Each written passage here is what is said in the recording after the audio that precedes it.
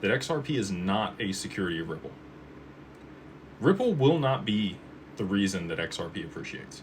They will benefit immensely when it happens, but they themselves cannot be what causes appreciation for XRP. And that's why the domino theory and everything that I've been talking about is plausible and why it makes the most sense. If it was predicated on Ripple's business activity, and that's what caused the appreciation of XRP in particular, it would be a security of Ripple, hands down. Like it would meet all the prongs of the Howey test. It cannot be because of them. It needs to be because of R3 and SBI and BlackRock and Evernorth and other institutions driving liquidity into XRP, causing a supply shock on the open market, driving it to a level where institutions and enterprises and Ripple also would be able to use it to settle value. And then also at a high stable value, all those institutions would be happy with holding it on their balance sheet, which currently it's too volatile. It doesn't have enough liquidity. It doesn't meet the parameters and risk requirements that these institutions have to hold it on their balance sheet and use it. But when it is a high stable price, it will then meet that criteria. So I know people are beat up, and like I said, nobody is immune to human emotion.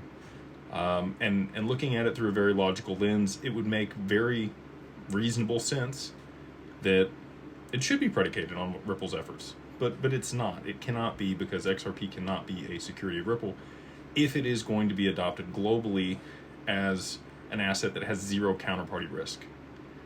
They don't control, they do control some of the distribution onto the market that comes out every single month. They have the billions that gets unlocked on the first of the month for the escrow, and they normally sell, 300 million onto the market, and then they re-escrow a large portion of that, and that does fund their business. They sell the XRP to continue to aggregate cash and make the acquisitions that they're doing and fund their business in the short term. But a large portion of their revenue comes outside of XRP sales. They have a $50 billion valuation in the open market, predicated on all the business that they do have with counterparties and banks and the acquisitions they've made over the last year. And that's separate of the XRP that's held on their balance sheet. The first time that I ever heard Brad Garlinghouse even attempt to include the escrow as part of the assets on their balance sheet, which he's done a little bit more frequently over the last couple of years, was Consensus in 2024. It was actually the same day that we got transitioned on the back end of the stock market to T+1 with the option to settle T+0 using a digital asset.